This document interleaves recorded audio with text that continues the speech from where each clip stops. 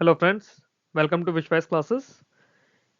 RBI grade B की series को आगे बढ़ाते हुए कैपिटल मार्केट में जो इक्विटी मार्केट वाला पार्ट होता है उसमें सेकेंडरी मार्केट को हम लोग यहाँ डिस्कस करेंगे। सेकेंडरी मार्केट वो मार्केट होता है जहाँ पे हमारा एग्जिस्टिंग शेयर जो मार्केट में है उनका सेल एंड परचेज होता है। इसे हम लोग स्टॉक एक्सचेंजेस के भी सिमिलर मानते हैं। यूजुअली सेकेंडरी मार्केट या स्टॉक मार्केट एक दूसरे के साथ में इंटरचेंजेबली यूज होते हैं। अगर हम लोग इसको अपने सिलेबस से मैप करें तो इसमें हम लोग सेकेंडरी मार्केट कर रहे हैं इक्विटी मार्केट का।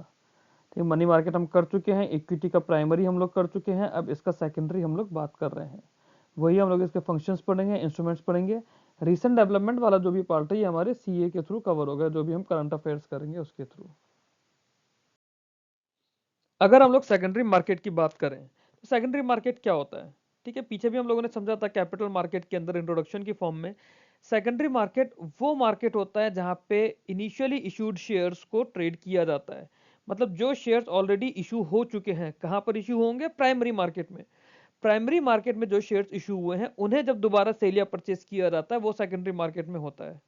अब पहली चीज ये सिर्फ शेयर्स के लिए नहीं होता, शेयर्स तो जैसे हमारी इक्विटी हो गई, उसके अलावा ये डेट के लिए भी होता है। बट क्योंकि हम लोग ये इक्विटी मार्केट के लिए पढ़ रहे हैं तो यहाँ पे हमारे लिए सिक्योरिटीज, शेयर्स, इक्विटी ये एक ही चीज होगी। ओके ओके, इस मार्केट को हम लोग स्टॉक मार्केट के नाम से भी जानते हैं। सेकेंडरी मार्केट जो होता है इसके अंदर रिकॉग्नाइज स्टॉक एक्सचेंजेस होते हैं। जैसे हमारा नेशनल स्टॉक एक्सचेंज है, हमारा बॉम्बे स्टॉक एक्सचेंज है। तो ऐसे रिकॉग्नाइज स्टॉक एक्सचेंजेस हैं जो कि कुछ रूल्स एंड रेगुलेशन के अंडर ऑपरेट करते हैं। रूल्स एंड रेगुलेशन कौन बनाता है? सेबी बनाता है ये वाले rules and regulation, government of India ये वाले रूल्स एंड रेगुलेशन बनाती है। स्टॉक एक्सचेंज जो होते हैं वो अपने आप में ऑर्गेनाइज मार्केट होते हैं जहां पे कंपनी, सेंट्रल, स्टेट गवर्नमेंट और पब्लिक बॉडीज की इश्यूड सिक्योरिटीज को ट्रेड किया जाता है। मतलब लोग आपस में खरीदते बेचते हैं। अब जो हमारे रिटेल इन्वेस्टर्स होते हैं ना, आरआईज है ना, या रिटेल इंडिविजुअल इन्वेस्टर्स होते हैं, वो लोग इन सिक्योरिटीज को खरीदने बेचने का काम ज्यादा करने की कोशिश करते हैं। क्यों? क्योंकि इससे इनकी लिक्विडिटी होती है। अगर सेकेंडरी मार्केट हमारा अच्छा है तो हम जैसे लोग प्राइमरी मार्केट में इन्वेस्ट करने का सोचेंगे, क्योंकि हमें लिक्विडिटी की रिक्वायरमेंट कभी भी पड़ सकती है। हम ये देखते हैं कि अगर प्राइमरी मार्केट में हमने इन्वेस्ट करके आईपीओ के थ्रू या एफपीओ के थ्रू शेयर्स ले लिए, तो हमें जब जरूरत हो हम उस शेयर को बेच के पैसा कमा पाए, अपनी लिक्विडिटी नीड्स पूरी कर पाए। वो बेचेंगे कहां पे? वो बेचने का काम हमारा सेकेंडरी मार्केट के अंदर होगा। सेकेंडरी मार्केट के अंदर हम उस शेयर्स को या उन सिक्योरिटीज को बेच के अपनी लिक्विडिटी नीड्स को पूरा कर सकते हैं। अब सिक्योरिटीज कॉन्ट्रैक्ट रेगुलेशन एक्ट है 1956 का, जिसके अंदर सेक्शन 2J के अंदर स्टॉक एक्सचेंज को डिफाइन किया गया है। Stock exchange means any body of individuals, है ना, कोई भी ग्रुप ऑफ इंडिविजुअल्स हो गया, वेदर इनकॉर्पोरेटेड और not, constituted for the purpose of assisting, regulating और controlling the businesses of buying, selling and dealing in securities। तो जो भी कोई ग्रुप ऑफ इंडिविजुअल्स या बॉडी है इंडिविजुअल्स की जिसको स्पेसिफिकली इनकॉर्पोरेट किया हो या नहीं भी किया हो, बट उसका कॉन्स्टिट्यूशन जो है वो किस लिए हो? असिस्टिंग, रेगुलेटिंग और controlling the business of buying, selling और डीलिंग इन सिक्योरिटीज, वो हमारा स्टॉक एक्सचेंज कहलाएगा। ठीक, securities issued by the company for the first time are offered to the public in the primary market, हमें पता है। But once the IPO is done and the stock is listed, they are traded in the secondary market. दोनों के बीच में main difference क्या है primary और secondary market में? Investor get securities directly from the company through IPO, ये primary market के अंदर है। जब ये होगा तो उसके अंदर क्या होगा? कैपिटल जो होगा, है ना, वो सीधे जाएगा कंपनी के पास में। और सेकेंडरी मार्केट के अंदर जो परचेज सिक्योरिटीज हैं वो दूसरा इन्वेस्टर्स बेचेगा तो मिलेगी। इसके अंदर जो है, इसमें जो कैपिटल जाएगा वो जाएगा लिक्विडिटी टू बायर या फिर इन्वेस्टर के पास में। इक्विटी शेयर्स हो गए, बॉन्ड्स, प्रेफरेंस शेयर, डिबेंचर्स, ये सारे की प्रोडक्ट्स है जो सेकेंडरी मार्केट में अवेलेबल होते हैं। जनरल इन्वेस्टर्स के लिए secondary market provide an efficient platform for trading of securities. ठीक, for the management of the company, secondary equity markets serve as the monitoring and control conduit by facilitating value enhancing control activities, enhance enabling implementation of incentive based management contracts, aggregating information via price discovery that guides management decision। तो कोई company का अगर management है ना, जिसकी security already listed है, उसके लिए सेकेंडरी मार्केट क्या करेगा? मॉनिटरिंग और कंट्रोल करता है ये। ठीक है, वैल्यू एनहांसिंग कंट्रोल एक्टिविटीज के लिए इनेबलिंग करता है, प्राइस डिस्कवरी बताता है, मार्केट में पता चलता है कि कंपनी के शेयर का रेट गिर रहा है, ज्यादा हो रहा है, दूसरी कंपनीज के बारे में उससे पता चलेगा कि जिसके थ्रू दूसरी कंपनी की स्ट्रेंथ के बारे में पता चलता है कि कंपनी कितने प्रॉफिट में जा रही है, कितने नुकसान में जा रही है, कहाँ पर क्या हो रहा है। इस तरह की चीजें जो है वो हमें सेकेंडरी मार्केट से पता चलती हैं for the management of a company. Functions देखे सेकेंडरी मार्केट के तो बहुत इंपॉर्टेंट फंक्शंस में से पहला है इकोनॉमिक इंडिकेटर, फिर वैल्यूएशन ऑफ सिक्योरिटीज और transaction in securities in the secondary market. ठीक है, इसके अलावा और भी है, इस स्लाइड में पहले हम इन तीन फंक्शन को समझ लेते हैं। जो भी कोई मेजर चेंज होगा इकोनॉमी में either due to government policy या किसी मेजर इंटरनेशनल इवेंट की वजह से, उसका रिजल्ट सेकेंडरी मार्केट पे या स्टॉक मार्केट पे आता है। अगर स्टॉक मार्केट अच्छा होता है दैट मीन्स कि कंपनी की इकोनॉमी स्ट्रेंथन हो रही है, और अगर स्टॉक मार्केट गिरता है इसका मतलब कि कंपनी की इकोनॉमी डाउन जा रही है। जैसे हम लोग कहते हैं कि सेंसेक्स बढ़ रहा है, सेंसेक्स गिर रहा है, या निफ्टी बढ़ रहा है, निफ्टी गिर रहा है। क्या होता है आगे स्टॉक एक्सचेंज के अंदर हम लोग समझेंगे, इसी वीडियो के अंदर समझेंगे, बट उसका बढ़ना या उसका गिरना एक तरह से हमारी इकोनॉमी का इंडिकेटर होता है। वैल्यूएशन ऑफ सिक्योरिटीज की बात करें तो secondary market helps in valuation of securities through it's demand and supply. जो भी कंपनीज की सिक्योरिटीज या फिर जो भी कंपनी में ग्रोथ अच्छी चल रही है उनकी सिक्योरिटी के रेट बढ़ते जाएंगे। जिन भी कंपनीज की डिमांड ज्यादा हो रही है सिक्योरिटीज के, उनके रेट बढ़ते चले जाएंगे, और जो कंपनी ऐसा नहीं कर रही हैं उनके रेट्स गिरते चले जाएंगे। Transaction and securities is safe in the secondary market, क्योंकि जो ट्रांजैक्शन एग्जीक्यूट करेंगे सेकेंडरी मार्केट में सेफ होती है। क्यों? क्योंकि इलेक्ट्रॉनिक सिस्टम्स के थ्रू ही सारे ट्रांजैक्शन होते हैं। जो हमारे स्टॉक एक्सचेंजेस हैं वो इलेक्ट्रॉनिक सिस्टम्स के थ्रू ही सारे ट्रांजैक्शंस को रूट करते हैं, जिसके थ्रू हमें पता होता है कि वो ट्रांजैक्शंस सेफ हैं। contributes to economic growth. It contributes to economic growth through allocation of funds to the most efficient sector through the process of disinvestment to reinvestment. तो जो disinvestment या reinvestment भी है वो भी हमारा secondary market के थ्रू हो जाता है, और इसके थ्रू हमारी capital formation और economic growth भी होती है। Motivating people to invest in the equity shares. Efficient secondary market जो होता है it motivate people to invest in the securities market. Reason is that people would be less apprehensive about the riskiness of the stock market. अगर आपका secondary market अच्छा खासा चल रहा है तो लोग ज्यादा इन्वेस्ट करेंगे इक्विटी शेयर्स में, लोगों का डर खत्म होगा, लोगों को पता है कि उनकी लिक्विडिटी इजिली उनके लिए अवेलेबल हो जाएगी। It ensures safety and measure of fair dealing to protect investors interest. Investors का इंटरेस्ट प्रोटेक्ट करना भी बहुत इंपॉर्टेंट काम होता है। It induces companies to improve their performance since market price of shares showing at stock exchange is the indicator that reflects a company's performance. Okay, जब कोई company होती है उस कंपनी के जो भी शेयर प्राइस चल रहे होते हैं उसका जो भी ट्रेंड होता है उससे उस कंपनी की परफॉर्मेंस के बारे में भी पता चलता है, उस कंपनी की स्ट्रेंथ के बारे में भी पता चलता है एक तरह से कि कंपनी अच्छी हो रही है, कंपनी बुरी हो रही है, कंपनी का ट्रैक जो है वो डाउनवर्ड जा रहा है, अपवर्ड जा रहा है, गिर रहा है, इंप्रूव हो रहा है, वो सब हमें सेकेंडरी मार्केट में उसके स्टॉक के प्राइसेस से पता चलता है। बैकग्राउंड की बात करें तो 1990s तक क्या था, जो इंडियन स्टॉक मार्केट था उसमें बहुत ज्यादा दिक्कतें थी, जैसे अनसर्टेनिटी ऑफ एग्जीक्यूशन प्राइसेस था, uncertain delivery and settlement periods थे, लैक ऑफ ट्रांसपेरेंसी थी, हाई ट्रांजैक्शन कॉस्ट थी, एब्सेंस ऑफ रिस्क मैनेजमेंट था, सिस्टमेटिक फेलियर मार्केट होता था ना, मार्केट फेल हो गया तो उसकी मतलब मार्केट फेलियर की वजह से सिस्टमेटिक फेलियर होने लगता था, और पार्शियलिटी ऑफ ब्रोकर्स थी टू सर्टेन क्लाइंट्स ओनली।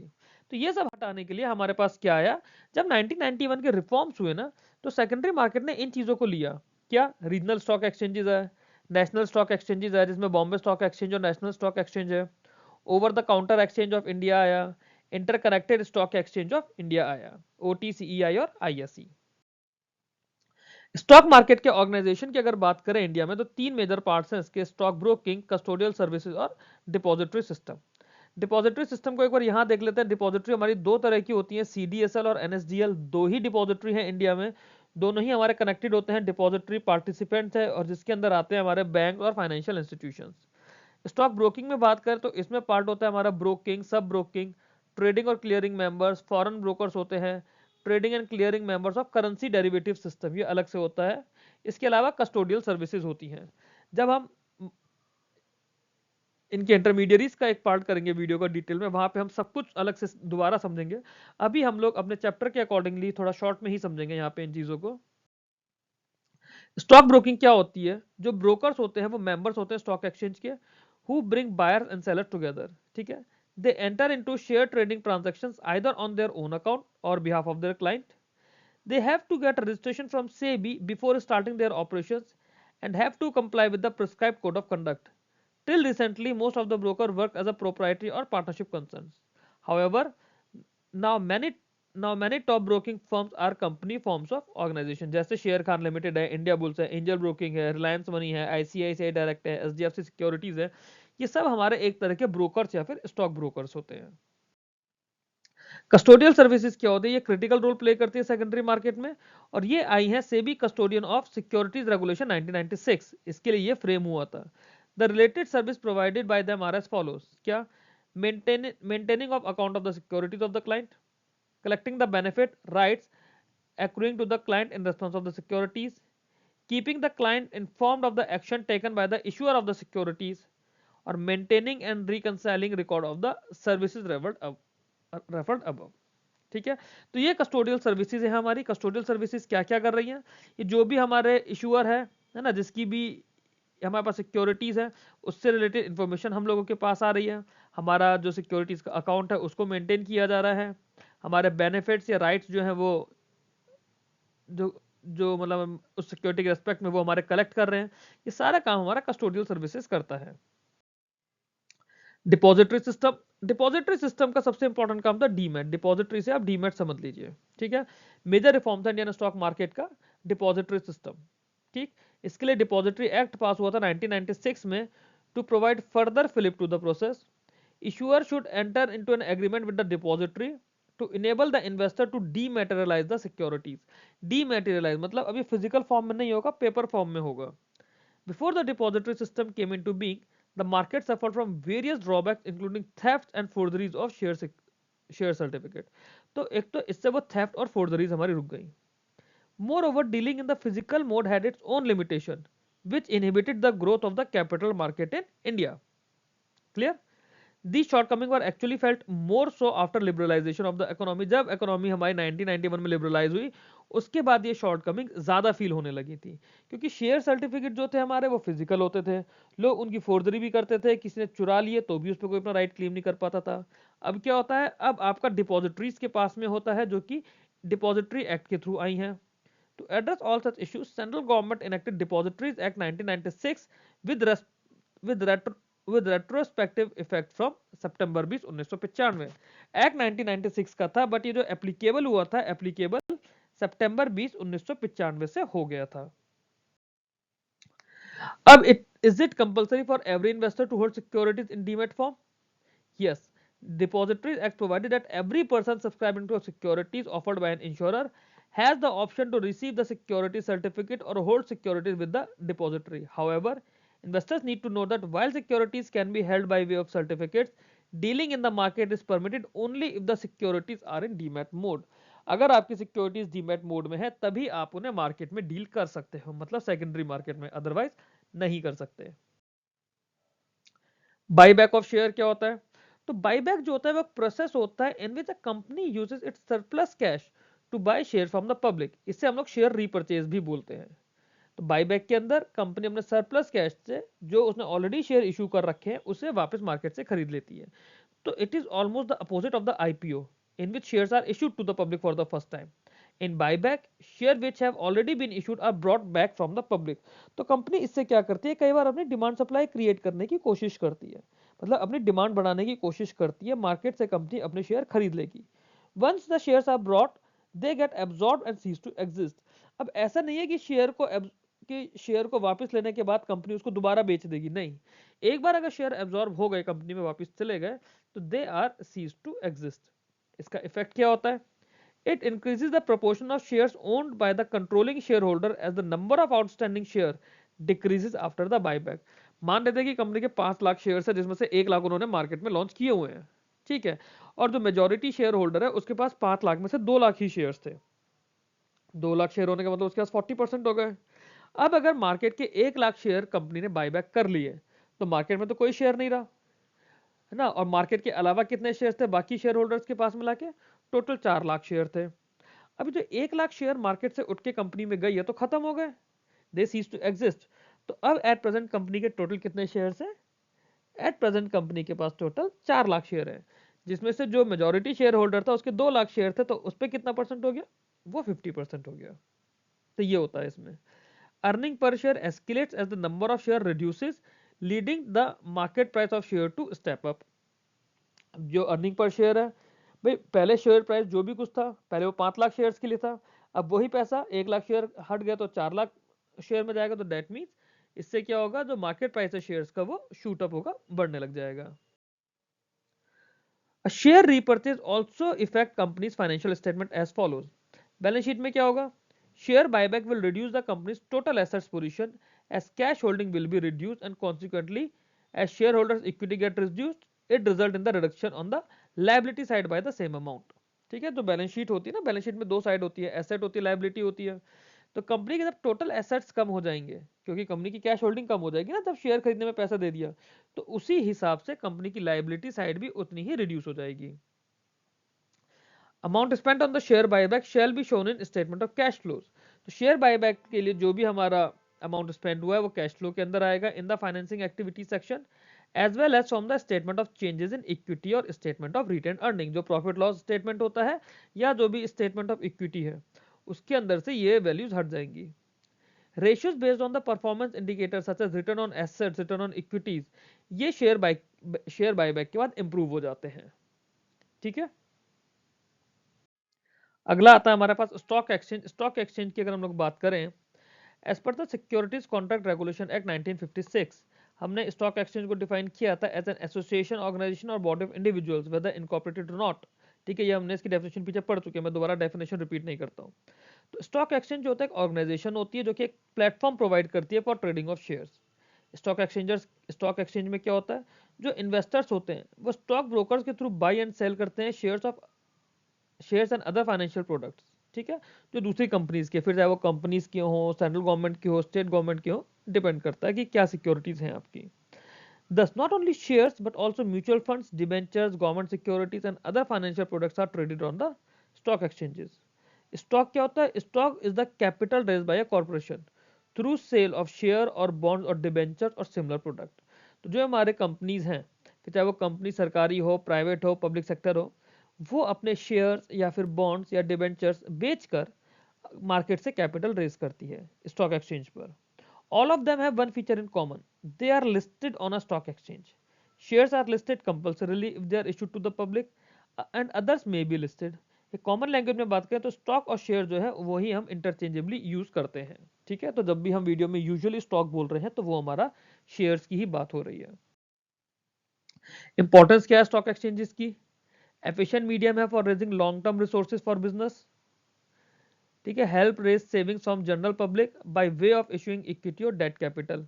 ठीक, फॉरेन इन्वेस्टमेंट अट्रैक्ट करता है, कंपनीज के ऊपर डिसिप्लिन रहता है और इंश्योर करता है कि वो प्रॉफिटेबल होने की कोशिश करती रहे। कंपनीज को फोर्स करता है कि भाई आप प्रॉफिटेबल रहो, तभी आपके शेयर के प्राइस बढ़ेंगे, क्योंकि आपके शेयर के जो प्राइस है वो बढ़ रहे हैं या गिर रहे हैं, ये कंपनी की इमेज मार्केट में शो करता है। Investment in backward region for job creation, another vehicle for investor saving. हम लोगों के पास सेविंग का एक तरीका और हो गया है, एक और ऑप्शन हमें मिल गया है। Enables the government to divest and mobilise finances for its budget. Government अपना डाइवेस्टिंग टारगेट भी यहाँ से पूरा करती है, ताकि बजट के जो भी टारगेट्स हैं, एक्सपेंसेस हैं, गवर्नमेंट उसके लिए अपने फाइनेंसेस को मोबिलाइज कर पाए। फंक्शन की बात करें, स्टॉक एक्सचेंजेस के क्या क्या फंक्शन है, लिक्विडिटी और मार्केटेबिलिटी ऑफ सिक्योरिटीज है, फेयर प्राइस डिटर्मिनेशन है। बाकी हम आगे की स्लाइड में देखेंगे, इन दो को समझ लेते हैं। लिक्विडिटी और मार्केटेबिलिटी से क्या मतलब है, कि जो भी हमारी सिक्योरिटीज हैं उनको हम बेचकर लिक्विडिटी नीड अपनी पूरी कर सकते हैं, मतलब उन्हें बेच दिया तो हमें उसके बदले में पैसा मिल जाएगा। पैसा is the most liquid thing, और यही मार्केटेबिलिटी है कि स्टॉक एक्सचेंज उसे खरीदने और बेचने के लिए एक प्लेटफॉर्म बन रहा है। फेयर प्राइस डिटर्मिनेशन है, क्योंकि स्टॉक एक्सचेंजेस पे डिमांड एंड सप्लाई फोर्सेस के थ्रू ही फेयर प्राइस बना रहता है। As the market is almost perfectly competitive, there are large number of buyers and sellers that ensure an honest and just determination of prices of securities। Long term funding के लिए source होता है। Stock exchanges provide reliable long term sources of funds to the corporates, governments and public bodies. Advantage क्या होता है, advantage of the securities place in the stock exchange are that they are negotiable and transferable. They are freely traded and changes hands from one investor to other without affecting the funds requirement of the issuing company. Helps in capital formation. It means savings of people are mobilized and channelized into those sectors which are in need of the money. So stock exchanges facilitate capital formation. That means it helps in transfer of funds from those people who have surplus money to the sectors which are in need of the money. क्योंकि आप जब कहीं particularly invest कर रहे हो तो आप किस सेक्टर में इन्वेस्ट कर रहे हो वो भी डिपेंड करता है. कई बार होता है कि आप बॉन्ड्स के थ्रू या सिक्योरिटीज के थ्रू स्पेसिफिक सेक्टर में स्पेसिफिक टारगेट ऑडियंस के लिए ही आप अपना खर्चा कर रहे हो, मतलब जो भी आप पैसा उसमें इन्वेस्ट कर रहे हो वो आप इस तरह से कर रहे हो कि स्पेसिफिक फील्ड में ही वो पैसा खर्च हो रहा है, स्पेसिफिक सेक्टर में ही, जो इकोनॉमिक के हमारे मल्टीपल सेक्टर है जहां पैसे की जरूरत है. फॉर एग्जांपल आपने इनविट्स के अंदर जो हमारे इंफ्रास्ट्रक्चर ट्रस्ट होती है आपने उसके अंदर अपना पैसा इन्वेस्ट करा, क्यों? क्योंकि वो इंफ्रास्ट्रक्चर प्रोजेक्ट्स में यूज होता है. तो इस तरह से अलग अलग चीजें होती हैं. Services provided by the stock exchange. Stock exchange ensure that the shares issued to the public are transparent and according to the prescribed rules and regulation. General state of the economy बताता है, इस चीज को हम already discuss कर चुके हैं. कैसे बताता है? हमारा सेंसेक्स गिर रहा है, सेंसेक्स बढ़ रहा है, निफ्टी गिर रहा है, निफ्टी बढ़ रहा है, वो हमारी इकोनॉमी का एक सेंटीमेंट बताता है कि इकोनॉमी ग्रो कर रही है या फिर इकोनॉमी डाउन हो रही है उस टाइम पर. अब आगे हम लोग बात करें हमारे टाइप ऑफ स्टॉक एक्सचेंजेस की. हम लोग बात कर रहे हैं जिसमें एक आता है हमारा Bombay stock exchange. Bombay stock exchange जो है ओल्डेस्ट स्टॉक एक्सचेंज है एशिया का. It is the oldest stock exchange of Asia and it is established as the native share and stock broker association in 1875. तो साल 1875 में नेटिव शेयर और stock broker association के form में ये establish किया गया था.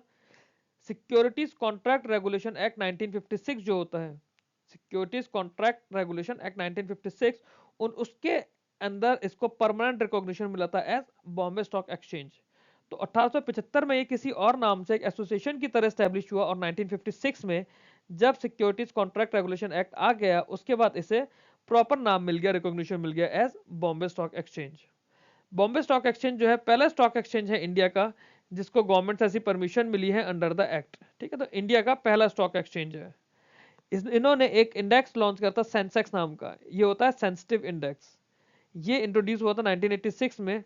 फर्स्ट एवर इक्विटी इंडेक्स था इंडिया का. ठीक है, to offer an identifying base for top 30 exchange trading companies. तो टॉप 30 एक्सचेंज ट्रेडिंग कंपनीज को मिलाकर एक इक्विटी इंडेक्स बनाया गया जिसका नाम है सेंसेक्स, जो कि बॉम्बे स्टॉक एक्सचेंज लिमिटेड का इक्विटी, हाँ, एक तरह का इक्विटी इंडेक्स है और इंडिया का पहला इक्विटी इंडेक्स है. ठीक, आगे देखते हैं. इसमें सेंसेक्स का नेशन वाइड कवरेज है इस एक्सचेंज का, सॉरी बॉम्बे स्टॉक एक्सचेंज का नेशन वाइड कवरेज है. Bombay Stock Exchange system and processes are designed in such a way that it safeguard the integrity of the market and ensure transparency in its operation. Ensure करती हैं ये कि integrity market की बनी रहे और operation इनके transparent रहें. Therefore the trader can freely trade. हम जो भी लोग ट्रेड करते हैं फ्रीली ट्रेड करते हैं इक्विटी में, डेट में, डेरिवेटिव इंस्ट्रूमेंट्स में, क्योंकि हमें पता है कि बीएससी या फिर एनएससी दोनों ही सिस्टम्स की हम लोग बात करते हैं. यहाँ पे दोनों ही सिस्टम्स ट्रांसपेरेंट हैं, सेफ हैं. सबसे इंपॉर्टेंट चीज है सेफ है. क्यों सेफ है? क्योंकि हमारा जो मार्केट रेगुलेटर है, capital market regulator, SEBI ensure करता है कि हम लोगों का इंटरेस्ट प्रोटेक्टेड रहे. बीएससी ने ऑनलाइन ट्रेडिंग सिस्टम लॉन्च करा था बोल्ट. ये आपके एंट्रेंस एग्जाम के लिए बहुत इंपॉर्टेंट चीज है. बीएससी का ऑनलाइन ट्रेडिंग सिस्टम है बोल्ट. ये एक प्रोप्राइटरी सिस्टम है एक्सचेंज का. सर्टिफिकेशन की हमें नीड नहीं है कि कौन सा सर्टिफिकेशन इसके लिए रिक्वायर्ड है. आप लोगों को पढ़ना हो तो आप पढ़ सकते हैं. 7799222002. सिमिलरली इनका जो सर्विलेंस सिस्टम है वो भी आईएसओ सर्टिफाइड है. सर्विलेंस और क्लियरिंग एंड सेटलमेंट फंक्शन. आगे देखते हैं. नेक्स्ट है हमारा national stock exchange. National stock exchange क्या है? बॉम्बे स्टॉक एक्सचेंज तो बहुत ज्यादा पुराना है. एनएससी हमारा 1992 में बना. सेबी ने स्टॉक एक्सचेंज इसको रिकॉग्नाइज करा अप्रैल 1993 में और 1994 से इसने ऑपरेशंस कमेंस करे with the launch of wholesale debt market. तो एनएससी जब आया था ये होलसेल डेट मार्केट को लेकर आया था. होलसेल डेट मार्केट आया था एनएससी के थ्रू. ये लीडिंग स्टॉक एक्सचेंज है इंडिया में एक और सेकंड लार्जेस्ट है in the world by number of trades in equity share. तो एशिया का सबसे पहला स्टॉक एक्सचेंज भी हमारे पास है और वर्ल्ड का second largest stock exchange by number of trades in equity share national stock exchange भी हमारे पास है. National stock exchange launch electronic screen based trading in 1994, derivative trading in the form of index futures and internet trading in 2000, which were each of the first of its kind in India. NSE has fully integrated business model comprising our exchange listings, trading services. ये सब basic introduction है, theoretical है, इसमें कुछ ऐसा explain करने का नहीं है. आगे देखते हैं. NSC overseas compliance by trading, ठीक है, बेसिक थ्योरेटिकल है। अगर आपको एनएससी से रिलेटेड कुछ भी डिस्क्रिप्टिव लिखने के लिए आता है, स्पेसिफिकली आरबीआई ग्रेड बी के एग्जाम में या सेबी ग्रेड ए के एग्जाम में, आप वहां पे इस मटेरियल को यूज कर सकते हैं, आपको काफी हेल्प मिलेगी। NSE is a pioneer in technology and ensures reliability and performance of its system through the culture of innovation and investment in technology. NSE believes that scale and breadth of its product and services sustain leadership. Okay अब NSE का जो सबसे important point है वो क्या है? Nifty 50। जब हम लोग बात करते हैं कि निफ्टी कितना ज्यादा जा रहा है, निफ्टी कितना ज्यादा गिर रहा है, तो वहां पे हम निफ्टी 50 की बात कर रहे हैं। 1996 में इसने निफ्टी 50 लॉन्च किया था। जैसे बॉम्बे स्टॉक एक्सचेंज ने सेंसेक्स लॉन्च किया था टॉप 30 कंपनीज का, एनएसई ने निफ्टी 50 लॉन्च किया है टॉप 50 स्टॉक इंडेक्स का। And it is extensively utilised as Indian capital market barometer and by Indian investors. हम जब भी बात करते हैं कि हमारा शेयर मार्केट गिर रहा है, बढ़ रहा है, हम लोग या तो सेंसेक्स की बात करते हैं, सेंसेक्स से भी ज्यादा हम निफ्टी की बात करते हैं, क्योंकि निफ्टी में टॉप 50 कंपनीज की बात है। Sensex is limited to 30 only, क्योंकि एनएससी बाद में आया, निफ्टी 50 बाद में आया, इन्होंने 50 कंपनीज का स्टॉक इंडेक्स लिया। ओके तो ये सब कुछ था हमारा कैपिटल मार्केट में, जो कि हमारे बैंकिंग के एग्जाम्स के लिए, एसबीआई एग्जाम्स के लिए, इनफैक्ट आरबीआई और एलआईसी के लिए बहुत ज्यादा यूजफुल है। अगर आपको ये वीडियो, अगला स्टॉक एक्सचेंज आता है metropolitan stock exchange of India. तो एमएससीआई क्या होता है? ये एक prominent national level stock exchange है, ठीक है, मुंबई बेस्ड है। पहले इसको एमसीएक्स स्टॉक एक्सचेंज के नाम से जाना जाता था, एमसीएक्स एसएक्स, ठीक है। Previously it was known as MCX stock exchange. ये क्या करता है? ये diverse set of financial products देता है। अवेलेबल मार्केट सेगमेंट जैसे इक्विटी हो गया, इक्विटी डेरिवेटिव्स हो गए, करेंसी डेरिवेटिव्स हो गए, डेट मार्केट्स हो गए, ये सब कुछ यहाँ पर चलता है। और इसका एक बेंचमार्क इंडेक्स है SX40। SX40 नाम का इसका बेंचमार्क है, जैसे निफ्टी हो गया, सेंसेक्स हो गया, इसके लिए वो चीज SX40 है। MSCI aims to foster efficient price discovery and enhance market liquidity for all participants. 2025 में, अभी पिछले साल 2025 में क्या हुआ था? इसमें सिग्निफिकेंट कैपिटल इन्फ्यूजन हुआ था। अप्रोक्सीमेटली 1240 करोड़ रुपए दो फंडिंग राउंड्स के थ्रू MSCI ने रेस किए थे। ये MSCI है। बहुत ज्यादा डिटेल में इसके बारे में नहीं जानना, सिर्फ हमें जो SX40 है वो हमें इसका जानना है। करेंसी डेरिवेटिव्स, डेप्ट मार्केट इसके अंदर चलता है, और ये बेस्ड इन मुंबई में है, ठीक है। देन आता है हमारा India international stock exchange. India international stock exchange, जिसको INX 2017 भी बोला जाता है, ये इंपॉर्टेंट है। क्यों? क्योंकि ये IFSC गिफ्ट सिटी के अंदर है। It is located in IFSC gift city, ठीक है। इंडिया का पहला इंटरनेशनल स्टॉक एक्सचेंज है। और ये किसका है? ये होली ओन सब्सिडरी है BSE की। बॉम्बे स्टॉक एक्सचेंज लिमिटेड की सब्सिडरी है India international exchange, INX 2017। India का पहला इंटरनेशनल स्टॉक एक्सचेंज है। कहां पर बेस्ड है? IFSC gift city, Gandhinagar, Gujarat में। एक्सचेंज को जब ये लॉन्च हुआ था तो पीएम जी ने इसको इनॉग्रेट करा था 9 जनवरी 2017 को। 16 जनवरी से इसकी ट्रेडिंग शुरू हुई थी, ठीक है। ये यूरेक्स T7 प्लेटफॉर्म पर चलता है। India INX operates on the advanced Eurex T7 platform. It is one of the world's fastest exchanges with a response time of just 4 microsecond. तो ये इंपॉर्टेंट इसका फैक्ट है कि 4 माइक्रोसेकंड का इसका रेस्पॉन्स टाइम है, वर्ल्ड के फास्टेस्ट एक्सचेंजेस में से एक है। It operate for 22 hours a day, 6 days a week. तो जब 22 आवर्स चल रहा है तो इसमें क्या होगा? जो इंटरनेशनल इन्वेस्टर्स हैं वो भी अलग अलग वेरियस ग्लोबल टाइम जोन्स के थ्रू इन्वेस्टिंग कर सकते हैं। क्योंकि जब इंडिया की इन्वेस्टिंग होती है वो तो हमारी दिन में 3:30 बजे तक होती है, बट जो बाहर की इन्वेस्टिंग हो रही है, दूसरी कंट्रीज के लोग हैं, 22 आवर्स अ डे इसीलिए रखा गया है कि हर इंसान अपनी कंट्री के टाइम जोन से भी यहाँ पर इन्वेस्टमेंट कर सके। The exchange offers trading in a wide range of asset classes, जैसे इक्विटीज हो गई, करेंसीज, कमोडिटीज और डेट सिक्योरिटीज हो गई। Okay it operates within a supportive regulatory and tax framework including waivers on securities transaction tax and capital gain tax for non residents to attract global capital. तो जो हमारे मतलब foreign के जो लोग इसमें इन्वेस्ट करना चाह रहे हैं इंडिया इंटरनेशनल एक्सचेंज के थ्रू, उनको सिक्योरिटी ट्रांजैक्शन टैक्स में भी वेवर दिया जाता है, कैपिटल गेन टैक्स में भी वेवर किया जाता है, ताकि बाहर के लोग जब इन्वेस्ट करेंगे तो वो बाहर की फॉरेन करेंसी के थ्रू इन्वेस्ट करेंगे। तो क्या होगा? जो ग्लोबल कैपिटल है वो हमारी कंट्री के पास आएगी। देन आता है हमारा NSE international exchange, NSE IFSC, ठीक है। ये फुली ओन्ड सब्सिडरी है नेशनल स्टॉक एक्सचेंज की, और ये universal multi asset international exchange है जो कि गिफ्ट सिटी में है। तो बॉम्बे स्टॉक एक्सचेंज ने गिफ्ट सिटी में किसे बनाया? इंडिया इंटरनेशनल एक्सचेंज को। एनएसई ने किसको बनाया? NSE इंटरनेशनल एक्सचेंज को। तो अनलाइक ऑल डोमेस्टिक एक्सचेंजेस, जो ट्रेडिंग एक्टिविटीज होंगी इस पर, they are conducted in foreign currency primarily US dollars. तो आपके पास क्या होगा, डॉलर्स का इनफ्लो बढ़ेगा हमारे पास। It enables Indian retail investors to invest in major US listed stocks जैसे एप्पल में, टेस्ला में, माइक्रोसॉफ्ट में through NISC IFSC receipts using the Reserve Bank of India liberalise remittance scheme. तो एलआरएस भी यहाँ पर यूज हो गया। ठीक है, अब आप ये देख लीजिए, जब हम फॉरेन एक्सचेंज के बारे में पढ़ेंगे वहां पे हमें एलआरएस को समझना पड़ेगा क्या होता है। सेपरेटली एलआरएस का एक अलग से लेक्चर लूंगा मैं, रादर देन कि मैं आपको इसी के अंदर पढ़ाऊं। कुछ टॉपिक्स के लेक्चर्स अलग अलग होंगे, वो किसी पर्टिकुलर टॉपिक का ही पार्ट होगा, बट उसको इतना इन डेप्थ हमें समझना होगा कि उसको सेपरेट लेक्चर के थ्रू ही या डिस्क्रिप्टिव क्वेश्चन के थ्रू हम लोग करने की कोशिश करेंगे। तो it enables retail investors to invest in US listed stock जैसे एप्पल हो गया, टेस्ला हो गया, और ये एलआरएस के थ्रू हम लोग इसमें इन्वेस्ट करते हैं। मेजर माइलस्टोन इसका क्या था, hosting of gift city formally SGX Nifty derivatives providing a single pool of liquidity for international investors to participate in India's growth story। मतलब एक इसके अंदर ना गिफ्ट निफ्टी डेरिवेटिव इन्होंने होस्ट किया था, ये एक्सचेंज का माइलस्टोन था। पहले उसको एसजीएक्स निफ्टी बोलते थे, फिर उसका नाम गिफ्ट निफ्टी डेरिवेटिव हो गया। तो यहाँ पर क्या हुआ, एक सिंगल पूल हो गया लिक्विडिटी के लिए कि जो भी इंटरनेशनल इन्वेस्टर्स हैं वो गिफ्ट निफ्टी डेरिवेटिव के थ्रू इन्वेस्ट कर रहे थे। जब इन्वेस्ट कर रहे थे तो वो बेसिकली जब फॉरेन करेंसी इंडिया में आ रही है तो इंडिया की ग्रोथ में एड हो रहा है। एक्सचेंज जो है ये 21 आवर्स डेली चलता है, allowing 2 session aligning with the global market. तो इंडिया इंटरनेशनल एक्सचेंज क्या था, वो 22 घंटे और बट 6 दिन चल रहा था, ये हफ्ते के 7 दिन चलता है और ये 2 सेशन में चलता है। क्लियर, आगे चलते हैं। एक चीज आती है हमारी बीएसई एसएमई और एनएसई इमर्ज। ठीक है, दोनों प्लेटफॉर्म 2012 में लॉन्च हुए थे। बीएसई एसएमई एक प्लेटफॉर्म है और एनएसई इमर्ज ये दूसरा प्लेटफॉर्म है।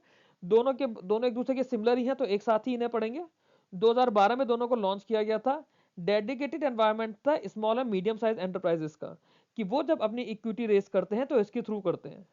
बॉम्बे स्टॉक एक्सचेंज जो होता है ना, तो इसका ऑपरेशन जो इसके सेगमेंट का है वो बीएसई एसएमई के नाम से चलता है। नेशनल स्टॉक एक्सचेंज का जो सेगमेंट है वो एनएसई इमर्ज के नाम से चलता है।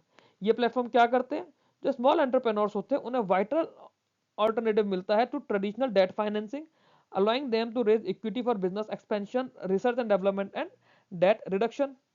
मतलब छोटा स्टॉक एक्सचेंज का एक छोटा मिनी वर्जन उन्हें मिल गया है पायलट की तरह, कि इसके थ्रू वो लोग अपना फंडिंग रेस कर सकते हैं।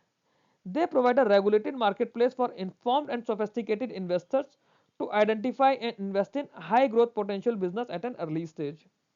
Compared to the main board कैसे, जो हमारे डायरेक्टली हमारे मेन स्टॉक एक्सचेंज होते हैं, तो compare to the main board these platform have relaxed eligibility criteria and lower compliance burdens. तो छोटी कंपनीज जो है उनके लिए अगर एलिजिबिलिटी क्राइटेरिया में उन्हें रिलैक्सेशन मिल जाए, उनका कंप्लायंस बर्डन कम हो जाए तो उनको ईजी होगा, है ना। बड़ी कंपनीज के लिए हमारे पास कंप्लायंस ज्यादा होते हैं, तो पब्लिक से पैसा लेने के लिए उनको ज्यादा मेहनत करनी पड़ती है। छोटी कंपनीज के लिए क्योंकि इनकी फंडिंग भी बहुत कम कम होती है, बहुत ज्यादा पब्लिक इनमें इन्वेस्ट भी नहीं करती है, इसलिए इनको छोटे प्लेटफॉर्म दे दिए हैं। Successfully growing companies have the option to migrate to the main board of the respective exchanges, क्योंकि जब उनकी लार्जर कैपिटलाइजेशन और रेगुलेटरी माइलस्टोन्स की रिक्वायरमेंट बढ़ेगी, बड़ा कैपिटल उन्हें रेस करना होगा, तब वो मेन बोर्ड के थ्रू अपने आप को लिस्ट कराकर आईपीओ लॉन्च करके पैसा उठा सकते हैं मार्केट से। फिर एक हमारे पास ऑर्गेनाइजेशन आती है National Securities Clearing Corporation Limited, NSCCL. तो एनएससीसीएल जो है अब इसको एनएससी क्लियरिंग लिमिटेड के नाम से जाना जाता है। ये पहला क्लियरिंग कॉर्पोरेशन है इंडिया का। It serve as the backbone of National stock exchange by handling the post trade activities for various market segments. अगस्त 1995 में इसको इनकॉर्पोरेट किया गया था और होली ओन सब्सिडरी था नेशनल स्टॉक एक्सचेंज का। सेबी ने इसको रिकॉग्नाइज करा है as qualified central counter party, QCCP। It act as a legal counter party to every trade, becoming the buyer to every seller and seller to every buyer. इस process को हम लोग novation बोलते हैं। तो इसमें क्या होता है, काउंटर पार्टी रिस्क खत्म हो जाता है। ये काउंटर पार्टी रिस्क खत्म करने के लिए national Securities Clearing Corporation limited बनी है, या फिर एनएससी क्लियरिंग लिमिटेड बनी है। ये क्या करती है, ये इसके अंदर नोवेशन प्रोसेस होता है। नोवेशन का क्या मतलब होता है कि it becomes buyer to every seller and seller to every buyer. ये एक लीगल काउंटर पार्टी है टू एवरी ट्रेड। क्लियर, आगे चलते हैं। फंक्शन इसके क्या है, clearing settlement, risk management, T+1 settlement, multi asset coverage, global recognition and recognised as third party CCP. ठीक, अब जो क्लियरिंग एंड सेटलमेंट में क्या होता है, it determines the net obligation of all members and facilitates the exchange of funds and securities for various segments including equities, derivatives and debts. It determines the net obligation of all members and facilitates the exchange of funds and securities for various segments including equities, derivative and debt. Risk management की बात करें तो ये market risk को manage करता है through comprehensive system of margin, जैसे initial margin होता है, मार्क टू मार्केट होता है, स्ट्रिक्ट कोलेटरल रिक्वायरमेंट होती है। T+1 सेटलमेंट में एड करता है। It was instrumental in implementing the world leading T+1 settlement cycle for cash equities in India, ensuring securities and funds are settled within one business day of the trade. तो जो भी लेन then है आपका T+1 में India में settle होता है, सारा कैपिटल मार्केट इंडिया का T+1 सेटलमेंट फॉलो करता है। मल्टी एसेट कवरेज है कि इक्विटी के अलावा ये करेंसी डेरिवेटिव्स को भी सेटल करता है, कमोडिटी डेरिवेटिव्स को भी करता है, कॉर्पोरेट बॉन्ड्स को भी करता है, ग्लोबली रिकॉग्नाइज्ड है। It is recognised as third party CCP by the European securities and market agency ESMA. ESMA की फुल फॉर्म याद कर लीजिएगा, प्रिलिमिनरी एग्जाम में पूछी जा सकती है एस्मा की फुल फॉर्म क्या है। आगे देखते हैं, अब इसमें यहां से कुछ एमसीक्यूज देखने की कोशिश करेंगे। एक डिस्क्रिप्टिव क्वेश्चन भी मैंने इसके अंदर डाला है। Which of the following risk is most closely associated with the secondary market transaction?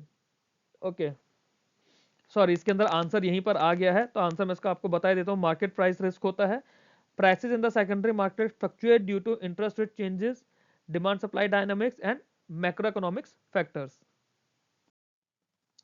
Free float इसके अंदर पूछा है। फ्री फ्लोट में क्या होता है, फ्री फ्लोट में कितने ही शेयर्स मार्केट में फ्लोट हो रहे हैं। मतलब कुछ शेयर्स तो ऐसे हैं जो कि ऑलरेडी लॉक्ड हैं होल्डिंग्स के अंदर, है ना, वो लॉक हो गए हैं, वो मार्केट में सेल परचेज के लिए अवेलेबल नहीं है।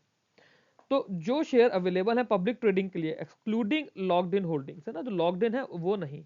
शेयर हेल्ड बाय प्रमोटर्स ये नहीं आएंगे, टोटल पेड अप कैपिटल ये भी नहीं आएगी, share issued through right issue ये भी नहीं, shares held by mutual funds ये भी नहीं। जो शेयर्स अवेलेबल है पब्लिक ट्रेडिंग के लिए एक्सक्लूडिंग लॉक्ड इन होल्डिंग्स, वो हमारे फ्री फ्लोट कहलाते हैं। Free float represents shares actually available for trading and is crucial for index construction and liquidity assessment. अगला क्वेश्चन देखते हैं। Which of the following enhances transparency in the secondary market? तो secondary market की transparency कैसे बढ़ती है? Physical settlement से, over the counter trading से, स्क्रीन बेस्ड इलेक्ट्रॉनिक ट्रेडिंग से, नेगोशिएटेड डील से या फिर प्राइवेट प्लेसमेंट से। तो किस चीज से हमारे सेकेंडरी मार्केट की ट्रांसपेरेंसी बढ़ती है? Answer will be option C, screen based electronic trading से हमारी ट्रांसपेरेंसी बढ़ती है। Electronic trading platform ensures real time price dissemination, fair access and transparency. Short selling क्या होती है सेकेंडरी मार्केट के अंदर? Short selling, selling securities as a loss, selling securities without owning them, selling securities during bearish market only, intraday trading without delivery या sell of government securities only. तो short selling का जो concept आता है ये होता है, short selling involve selling borrowed securities with the expectation of buying them back later at lower price. तो आपने अभी सेल कर दिया, बाद में आपने उसको वापस से परचेज कर दिया। With reference to the secondary market for securities in India, consider the following statements. ये statements आपको दिए हैं, पूछा है कौन से करेक्ट हैं। ये statements, चार statements है सेकेंडरी मार्केट के। इस facilitates continuous price discovery of securities, ये तो मुझे सही लग रहा है। It contributes capital formation by issuing fresh securities. Fresh word आते ही ये चीज गलत हो गई क्योंकि सेकेंडरी मार्केट में ऑलरेडी इशूड सिक्योरिटीज आती हैं। तो जब टू आ गया तो ये वाला ऑप्शन हट गया, ये वाला ऑप्शन हट गया, ये वाला ऑप्शन हट गया। इन दोनों में से कोई एक ऑप्शन होगा। फोर्थ देख लेते हैं, it enables efficient transmission of monetary policy through interest rate signals, it enhances liquidity for existing investors. तो मॉनेटरी पॉलिसी तो इसके अंदर कहीं से आने का मतलब ही नहीं है, तो ऑप्शन 1 और 3 हमारे सही हो जाएंगे। ये 4 को भी कह रहा है, it enables efficient transmission of monetary policy through interest rate signal. हाँ, जब इंटरेस्ट रेट की बात आ रही है ना, तो इंटरेस्ट रेट रिस्क, ये हम लोग आगे पढ़ेंगे इंटरेस्ट रेट रिस्क क्या होता है ना। इंटरेस्ट रेट रिस्क इसके अंदर आता है, तो इंटरेस्ट रेट रिस्क को मिटिगेट किया जाता है इसकी हेल्प से। तो ये आ जाएगा, it enables efficient transmission of monetary policy through interest rate signals. Secondary market does not issue new securities. Price discovery, liquidity and interest rate signaling are the key secondary market functions. Price discovery, liquidity or interest rate signaling. With reference to the secondary market reforms, consider the following statements. Introduction of T plus settlement reduces counterparty risk. Dematerialization has improved transparency and reduced fraud. Screen-based trading has increased informational efficiency. Short selling is prohibited in Indian securities market. तो हमने तो पीछे ही short selling के बारे में पढ़ा है, तो ऑप्शन 4 तो मतलब इस प्रोहिबिटेड मतलब ऑप्शन 4 तो गलत ही हो गया, ऑप्शन 4 तो नहीं आएगा फिर इसके अंदर। ये वाला ऑप्शन भी हट गया, ये वाला ऑप्शन भी हट गया, ये वाला ऑप्शन भी हट गया। स्क्रीन बेस्ड ट्रेडिंग से इसकी इंफॉर्मेशन एफिशिएंसी बड़ी है, तो ये वाला पॉइंट तो सही हो गया। मतलब इन दोनों में 3 सिर्फ इसके अंदर आ रहा है, तो यहीं पे ऑप्शन बी सही हो जाएगा। Correct is option B. T+1 DMAT and electronic trading enhance efficiency and safety. Short selling is permitted under regulatory norms.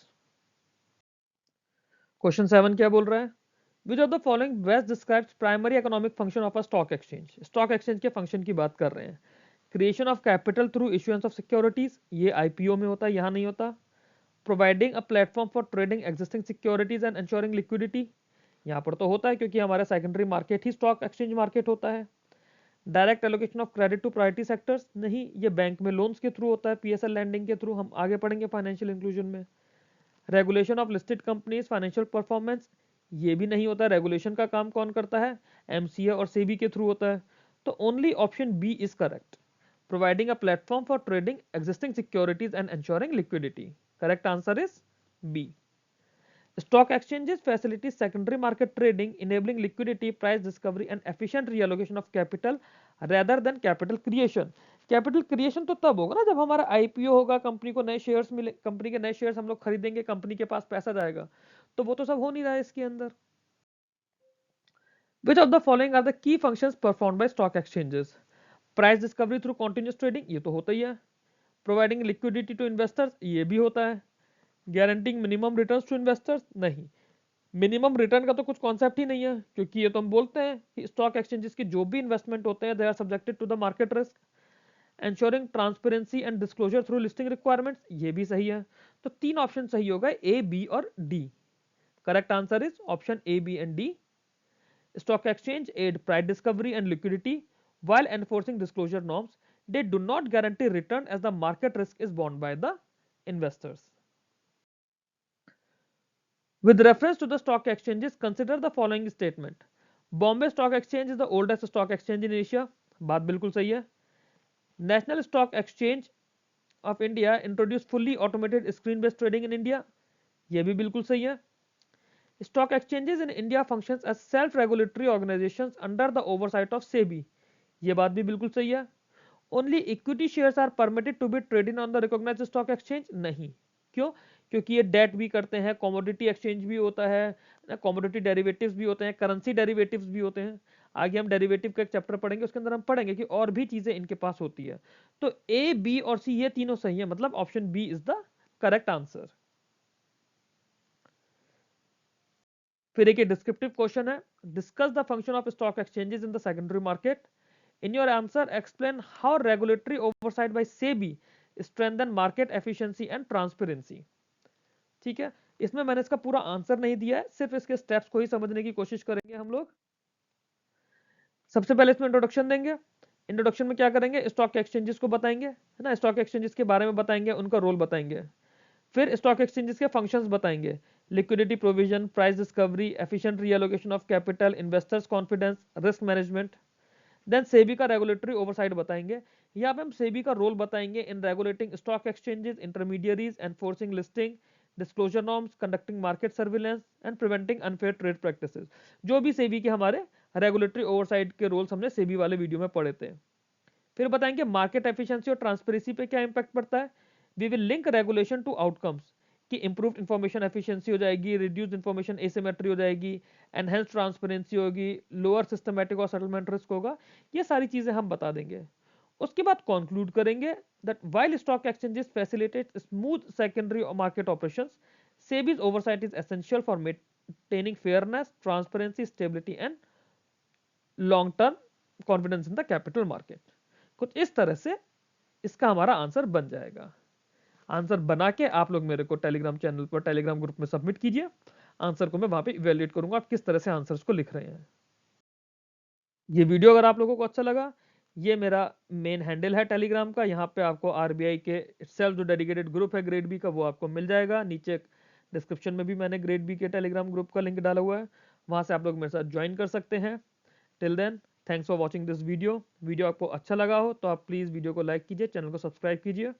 कोई भी फीडबैक है आप कमेंट यहाँ पर करिए या फिर टेलीग्राम पे मेरे को बताइए किस तरह से मैं कंटेंट को और इम्प्रूव कर सकता हूँ। स्पेशली वो लोग जो पहले से वीडियोस देखकर प्रैक्टिस करते आ रहे हैं, जिन लोगों ने दूसरे वीडियोस भी देखे हैं, एग्जाम दिया हुआ है, थोड़ा सा अगर आप डायरेक्ट करेंगे और इसमें क्या इन्वॉल्व करना है, तो वो चीज़ सबके लिए एक कलेक्टिव वे में हम लोग और अच्छा और बेटर बना पाएंगे। Thank you very much.